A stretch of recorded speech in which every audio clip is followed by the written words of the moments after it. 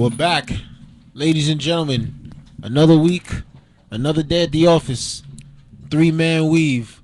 Got yours truly, Sean Edwards, right here on the board. And got my co-host over here. We got Rob Jiggity. What up? And my guy Jossie. What's good? Brendan couldn't make it, work overlaps sometimes, but it's all right. Shout outs to Brendan, BCPC, fellow member of the show. Yeah, you know. But yeah, guys, we came on a little late, so let's just delve right in. The NBA will be, releasing its inaugural awards that, it gives out after the end of every season, like the MVP and all those awards. But however, the NBA will be adding different awards to the mix now. Some awards that are quite creative, interesting, and that we quite frankly have never seen before. We have right here Global Impact Player. Yeah, there we go. Hardest to guard, clutch performer, best home court advantage, coach you would want to play for, man of the year, and player you secretly wish was on your team. And I like these awards. I'm guessing for awards such as that last one, players would have to, I guess players in the league are going to have to vote for that one. You know what I mean? For all these players, these are all players awards. All the players vote for these awards. Oh, well, my bad. Actually, yeah, you're right. It makes perfect sense. My bad. The other awards were like journalists would vote on those awards. Like journalists vote for the MVP and Rookie of the Year. But these are they bring the players together and they vote for who they think the best player and who they think. It's like what Brendan was telling us, how back in the day the players used to say who the MVP was, like who was the hardest to guard for them. So now it brings it back to like that day where the players talk amongst themselves and talk about who they think's the best. Yeah, so these player awards, I think I like it because it's different. It's not like I guess it's less controversial because when you have the traditional awards, some people don't like the fact they believe this person shouldn't win this award or whatever. So I think now giving the players the chance to actually say it, I guess you get more of an expert opinion on who deserves these awards. So I think with these awards, of course, there's gonna be some people who vote for themselves, and obviously because they're gonna have their own self-confidence about themselves and their play. But I think overall, these awards will probably be more compatible with what fans believe than with what the traditional awards are. Hold on. These awards, I'm sure you won't be able to vote for yourself though, right? I'm sure that'll be a rule. Like if LeBron has his opportunity, he will vote for himself. He said he would vote for himself for the MVP if he could. So I'm pretty sure if you can vote for yourself, LeBron James will vote for himself. There's like a lot of other players would. Stephen Curry would vote for himself, I believe. I believe James Harden would vote for himself. Like there's a lot of players I believe they will vote for themselves. Yeah, so I think that should be a rule. It should be a rule. Yourself. Like it should be player other than yourself. Oh yeah, but then think about that. You're gonna call somebody else better than you? No, other than yourself. Yeah, other than yourself. Other than yourself, who the MVP? Yeah, I'm saying all right. Other So than myself, but if you're supposed to vote for MVP, let's say you're LeBron James, you can vote MVP. You believe you're the best player in the NBA. Yeah. You want to tell me you want to give credit to somebody else as being better other than yourself? Other than yourself, that's not how they're gonna view it. We view it as other than yourself. Wait, that's how they're gonna view it though. They're gonna be like, wait, I gotta tell somebody that they're better than me. No, if I feel like I'm the best. No, if LeBron feels like he's the best, and the thing says other than yourself, who would you give the MVP to? LeBron would be like, oh, a guy who I would say is second after me is blah blah blah. Yeah, but that's not an explanation. It's just a vote. It's like when you vote for anything else. You don't get to explain your vote. It's just your vote. Yeah. Think about it. If back in Jordan's day, if Jordan got to vote for himself, if Jordan's day said, Jordan, you can't vote for yourself. Vote for somebody else. He'll say Jordan Michael. He's gonna put it that way. He's not gonna vote for anybody else. And I can't see if it is a rule. It's one thing, but honestly, I don't know if it's a rule. But like I said, I think it should be. Yeah, it should. It should be. You shouldn't have to be able to vote for yourself because obviously, if you could vote for yourself, everybody's gonna vote for themselves as these awards. But I think you should actually give credit. It's almost like a humbling thing. Like if you can't vote for yourself, like okay, you know what? I respect this person's game. Yeah, So but I think it should be like that. I was talking more about the newer awards to the list, the awards that we've never seen before, such as hardest to guard. No one's gonna say, "Oh, I'm the hardest to guard." I Or, mean, you know what I mean? well, I could see there be a few plays like that, but for these awards, like I said, best rookie and rookie of the year pretty much gonna be the same. Yeah, But I like global impact player. I find that to be interesting because the game is starting to take more of a global role, and we're seeing how basketball is not no longer An American thing. an American thing. You know, it's now going go to any continent in the world and view basketball.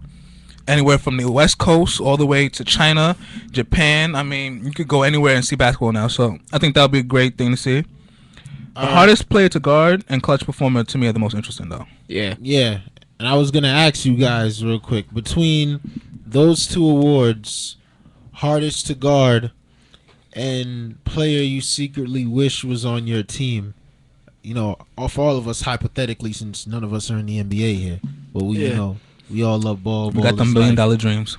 Yeah, maybe one day, grace of God.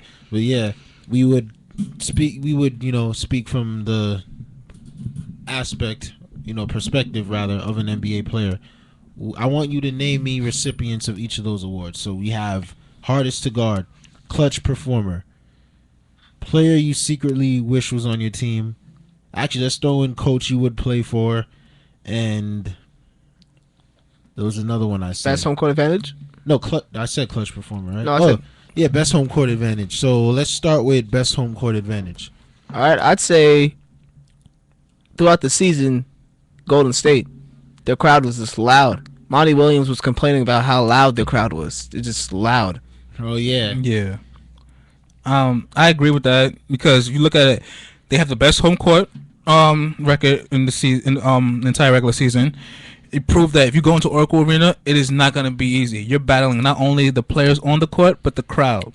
So I think that's it. It kind of reminds me. I would compare the Oracle Arena this season with the Warriors to how the Seattle Seahawks, when they go up to and they play in their stadium, how the 12th man is. I compare it like that. So you're playing not only the team, but the volume of the crowd. So I think the best home court advantage should go to Golden State Warriors. well, I think it's unanimous. That's my pick too. Golden State Warriors, best home court advantage. Second to that, I think, would be Oklahoma City. But after witnessing Golden State this year, that is without a doubt, I think every fan's pick, everyone's number one choice for that award. Now let's talk about player you secretly wish was on your team. Obviously, none of us are NBA players, but shoot.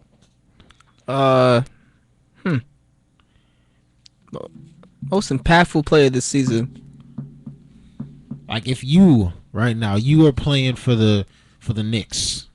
Unfortunately, you were playing for the Knicks. Playing for the Knicks. You need everything under the I'd sun. say I'll play for the Knicks. I say Melo. Melo didn't play a lot of that season. I'm joking, but I say James Harden because James Harden is a two guard that moves the ball. Okay. If I had to say the player that I want on my team, it has to be a player that I can build around and can impact the game in every facet of the game. LeBron James. I could put him at the point guard position. I could put him. He's great defensively. He can score. He can assist. He can steal. He can block. He can put up numbers in every category. So if I'm gonna build a team, there's not a player in the NBA or anywhere else in this world I'm gonna build it. Well, at least not right now, presently, in this era. I will build a team around before LeBron James. So I'll give it to LeBron James. All right, me over here, I would give it to CP3. I'd give it to Chris Paul. Floor general.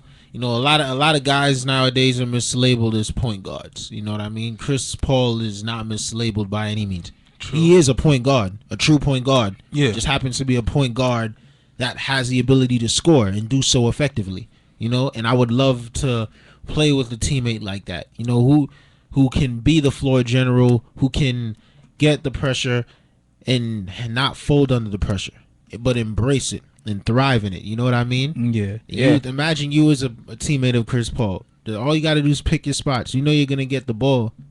You know what I mean? Yeah. You're going to get the ball in the right spot at the right time. even if you can create, Chris Paul's gonna give you that opportunity.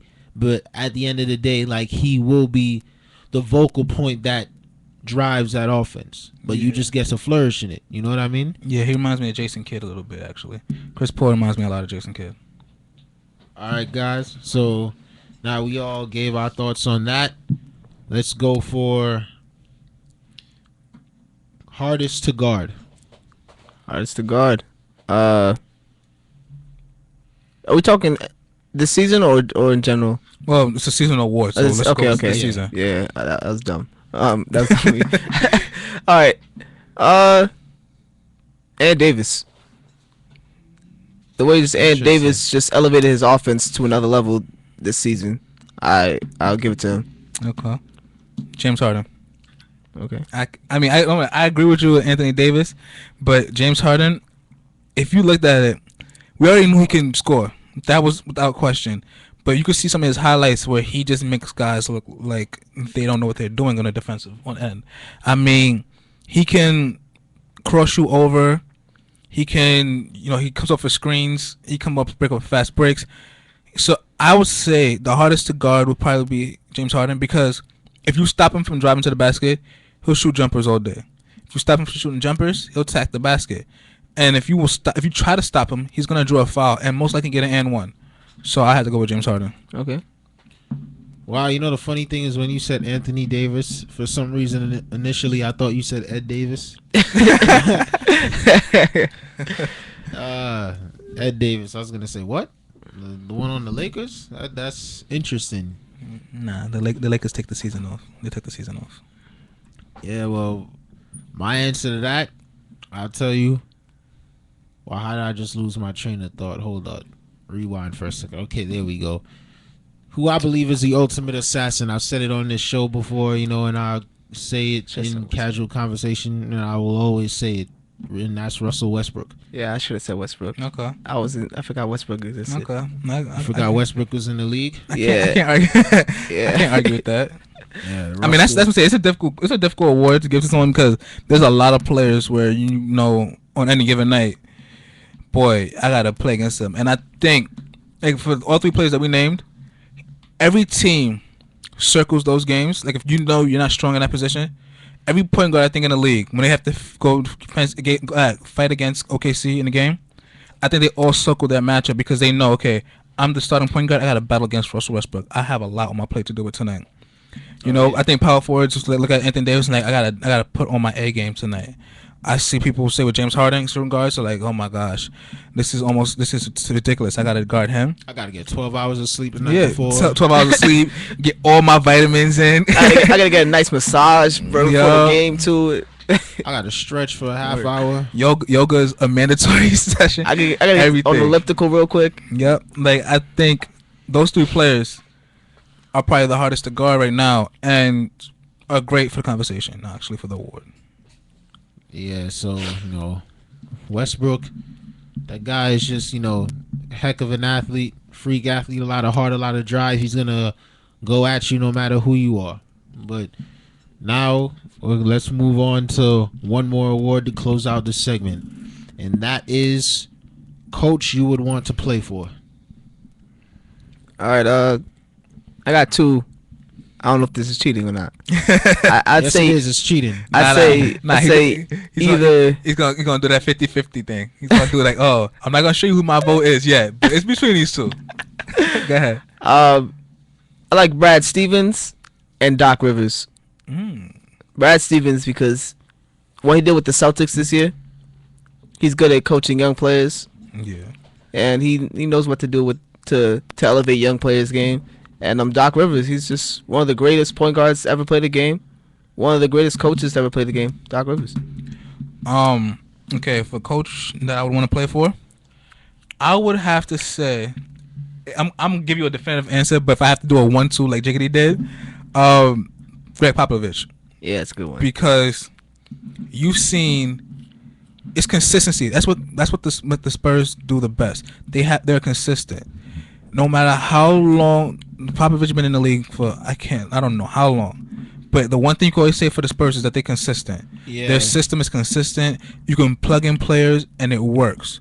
and it's efficient. And you can see how a lot of the assistant coaches Popovich has had are now coaching all in the NBA, and they are playing his system, where you could see how players are trying to flourish in that system, and it works. So I would have to say it was Greg Popovich. Now, the only other coach I would say outside of Greg Popovich I would want to play for if I was an NBA player, if he still coached, was Phil Jackson. But because he's an executive, you can't give him that award. But he's the only one outside of Greg Popovich I would say I would want to play for if I was an NBA player. I'll go ahead, Sean. Yeah, it's funny, you mentioned Greg Popovich. Did you know that I think this season at some point they were 7 games over 500, and that was the worst record they've ever had. Under Popovich. Yeah. Sean, So- you good? Yeah, I'm sorry. Shouts out to Armand over here. Even though he kind of just, I don't know, made me lose my train of thought. But yeah. Now let me answer this question. And as you guys were talking, gave me a little time to think it over, and I've decided, I would say Mark Jackson if he was employed by now, and I think the man should be employed. Of course. I think a franchise named the Oklahoma City Thunder should knock on his door, quite honestly. A guy can resurrect a franchise and come off of 2 successful seasons and lose his job. How that can happen is beyond me, you know what I mean? They all say that had to do with, inner organizational stuff in terms of cohesiveness and whatnot, but we're not gonna get into that. That's a little off track. I would say, wow, let me see. I definitely thought this through, and then I lost my train of thought again. All right, my fault, guys. My bad, y'all. All right. I think I made my decision. I think I'm going to go with, even though he might not be there next year, Tom Thibodeau. Well, might not. I doubt he will. The second the Bulls are eliminated from the playoffs, unfortunately, in my belief, Tom Thibodeau is going. If they're eliminated. Yeah, that's true. But besides that, Tom Thibodeau, he works, hard. He prides himself on defense. You know what I mean? The Bulls are known for being such a great defensive team. You know what I mean? And that would be a guy that I would definitely learn from. You know what I mean? Yeah. And that right there is segment 1 in a nutshell, guys. Now we're gonna move on to segment 2 after a short break, where we will discuss, I think, one of the only decent, actually no, the only series that I would classify good to come out of the first round, the Spurs and Clippers. We will discuss that next. All right. Shouts out to my guy Johnny Blaze over there, just walked in the studio.